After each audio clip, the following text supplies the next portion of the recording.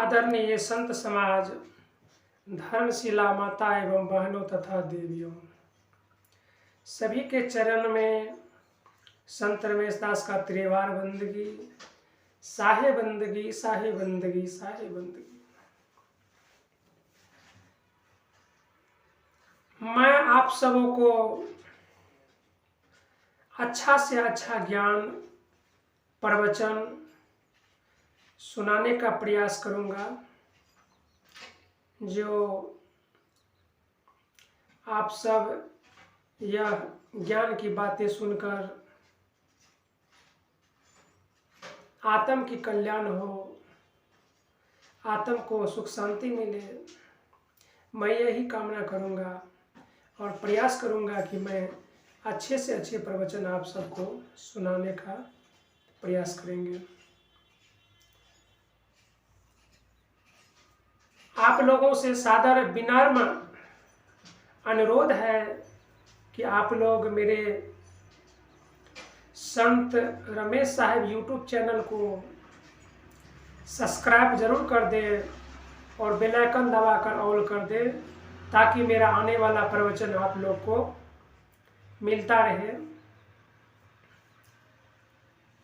आज मैं एक सुगा जो आकाश में उड़ता है,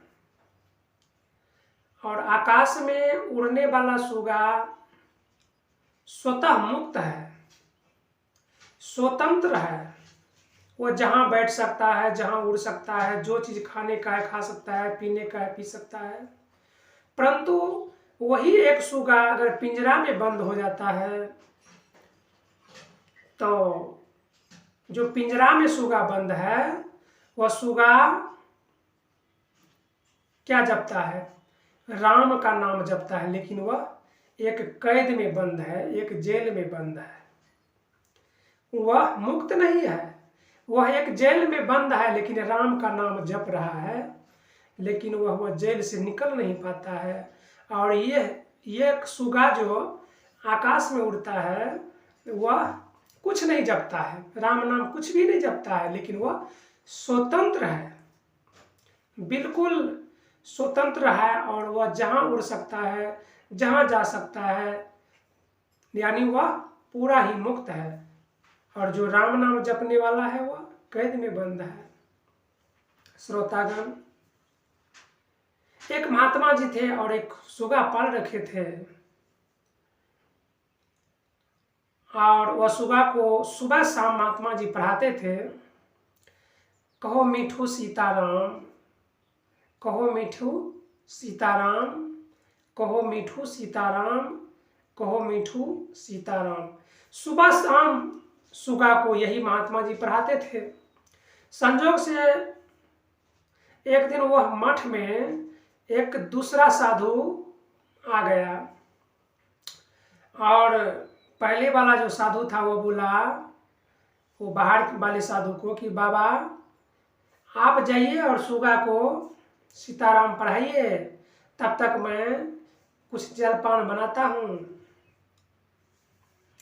तो जो बाहर से आए थे साधु, उन्होंने गया और सुगा को पढ़ाना शुरू किया। कहा कहो मीठू सीताराम, कहो मीठू सीताराम। सुगा ने कहा अरे पगला, तू कहाँ से आया है? एक साधु तो मेरा 12 वर्ष से सीताराम पढ़ाते पढ़ाते मेरा दिमाग चाट गया है, और तू कहाँ से आ गया? ये सीताराम से क्या होता है? मुझे 12 वर्ष से जब पिंजरा में बंद होना हुआ है, अभी तक सीताराम से कोई लाभ नहीं मिला है, और तुम भी कहते हो सीताराम कहो। क्या होता है सीताराम से? महात्मा जी ने कहा देखो मीठू, सीताराम कहने से मानव भवसागर से पार हो जाता है, मुक्त हो जाता है। सुगा को गुस्सा आया और कहा बेवकूफ कहीं का, क्या बात करते हो? मुझे 12 वर्ष यह पिंजरा में बंद हो गया, सीताराम सीताराम जपते हैं, लेकिन मैं एक पिंजरा से पार नहीं हो पाया, और आप बोलते हो मानव भवसागर से पार होता है सीताराम जपने से। मैं एक पिंजरा से नहीं पार हुआ, और आप बोलते हो मानव भवसागर से पार होता है। कदापि नहीं है, यह एक झूठ है। साधु ने कहा, देखो मीठू, तुम्हारा बात मैं समझ गया। तुम्हें जो इतना दिन ज्ञान मिला है, कोई थ्योरी ज्ञान दिया है, प्रैक्टिकल ज्ञान तुम्हें कोई नहीं दिया है, इसलिए आज मैं तुझे यह पिंजरा से पार करके ही छोड़ूंगा।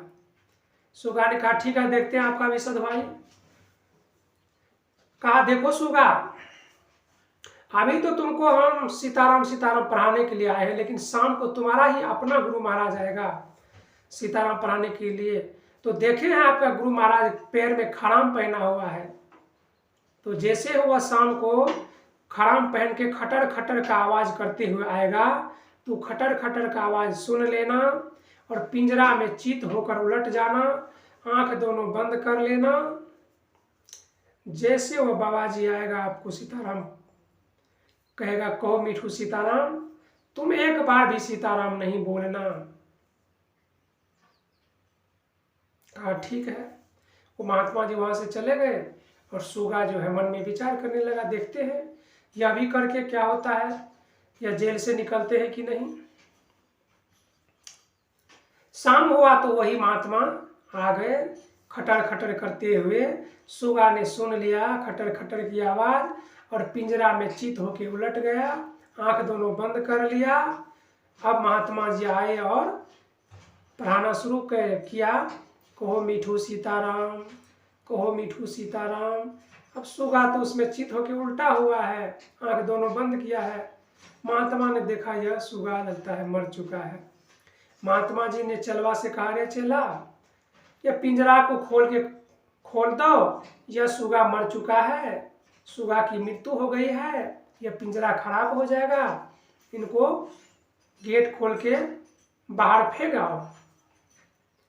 महात्मा जी के चलवा जैसे ही पिंजरा के गेट को खोला, सुगा 9 2 11 हो गया, मुक्त हो गया।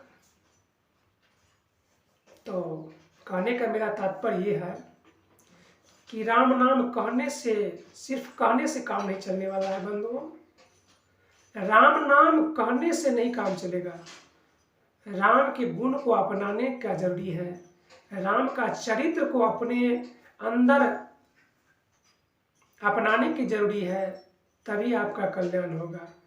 राम ने अपना कल्याण कर लिया अपने कर्म के अनुसार, और आप सिर्फ कर्म नहीं करते हैं और राम नाम के पीछे लगे हुए हैं।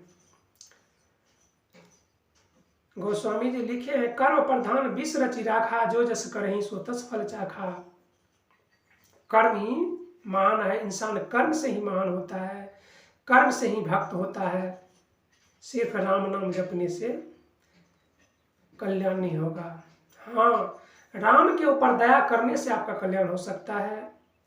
अगर राम को ढूंढना है तो आप बकरी के बच्चा में राम को ढूंढिए, दर्शन कीजिए, मुर्गी में आप दर्शन कीजिए राम का, कबूतर में राम का दर्शन कीजिए, मछली में राम का दर्शन कीजिए। राम तो हर जगह विद्वान है, आपके अंदर में जो बोल रहा है असल में यही राम है, लेकिन आपको दिखाई नहीं देता है। क्यों नहीं दिखाई देता है?